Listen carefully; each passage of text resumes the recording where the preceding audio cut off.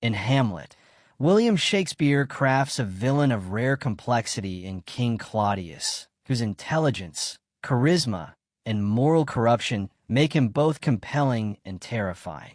Claudius is not a simple embodiment of evil. Instead, he is a ruler and a man divided between ambition and guilt. Through Claudius, Shakespeare examines themes of political legitimacy, moral decay, and the psychological burden of sin. Role in the narrative. Claudius serves as the primary antagonist of Hamlet, the usurper who murders his brother, King Hamlet, to seize the throne of Denmark and marry his brother's widow, Queen Gertrude. This act of fratricide and regicide sets in motion the tragic chain of events that defines the play. From the moment the ghost reveals his crime, Claudius becomes the focal point of Hamlet's revenge, the object of his suspicion, and the embodiment of the corruption that has infected the Danish court.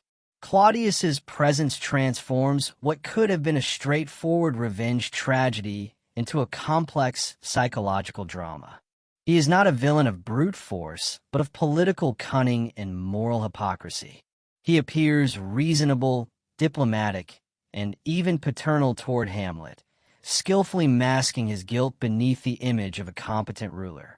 He speaks smoothly of mourning and marriage, blending grief and joy in calculated rhetoric designed to disarm suspicion.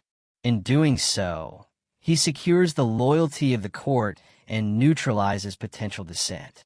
Claudius's political skill contrasts sharply with Hamlet's moral and philosophical hesitation. While Hamlet is consumed by thought, Claudius is driven by action, decisive, pragmatic, and self-preserving. This dynamic sets up a central tension in the play between moral integrity and political expediency. Yet Claudius is not devoid of conscience. He acknowledges the gravity of his sin, recognizing that prayer cannot absolve him while he continues to enjoy its rewards. My crown, mine own ambition, and my queen. This moment of self-awareness humanizes Claudius, showing that he is trapped by the very power he sought. However, his inability to truly repent seals his fate, marking him as a man aware of his damnation but too weak to change. Symbolic significance. Claudius represents corruption in its most insidious form, not overt tyranny, but moral decay hidden beneath eloquence and order. His ascent to power through murder and deceit contaminates the natural and political order of Denmark. He is both the source and the symptom of a diseased kingdom, where outward stability masks internal decay. Claudius also symbolizes the duality of appearance versus reality, a central theme of the play. He is a master of performance, maintaining the illusion of a benevolent ruler while concealing his crime. This duplicity extends beyond politics into the realm of morality and religion. He performs piety in public, but privately confesses that his soul is damned.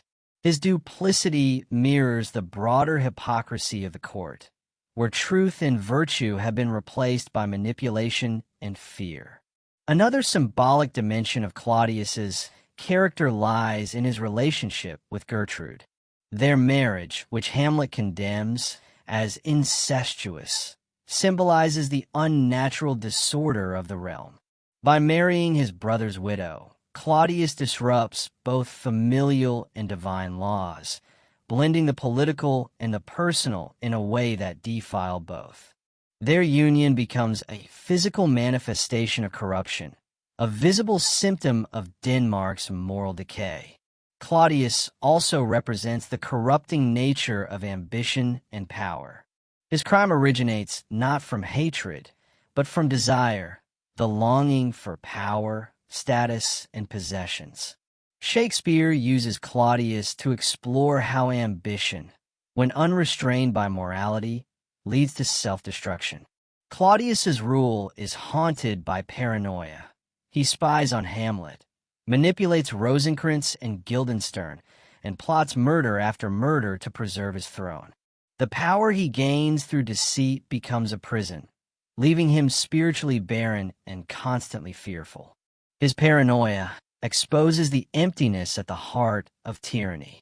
Finally, Claudius's failure to repent carries religious symbolism. In a Christian moral framework, his inability to seek genuine forgiveness dooms him to eternal damnation. He acknowledges this truth, but is incapable of giving up those effect for which I did the murder. Broader implications. Beyond his role as a character within the plot, Claudius serves as a commentary on political and moral corruption in society. The usurpation of the throne and his manipulation of appearances may have resonated with audiences familiar with the fragility of monarchic succession and the dangers of political deceit. His rule reveals how easily power can be gained through cunning rather than virtue, and how that power ultimately corrodes both the ruler and the realm. Claudius's actions also raise broader ethical questions about leadership and governance. He maintains order, controls the court, and handles diplomacy with Norway effectively. Yet his authority rests on a moral crime. Shakespeare thereby challenges the notion that effective rule justifies immoral means. Claudius's Denmark may appear stable, but its foundations are built on blood and lies. Psychologically, Claudius's character anticipates modern understandings of guilt and repression. His attempts to suppress his conscience only intensify his torment.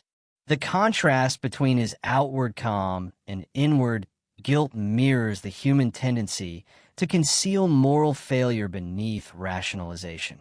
In this sense, Claudius becomes a study in self-deception, a man who convinces himself he can live with sin while knowing it has destroyed his soul.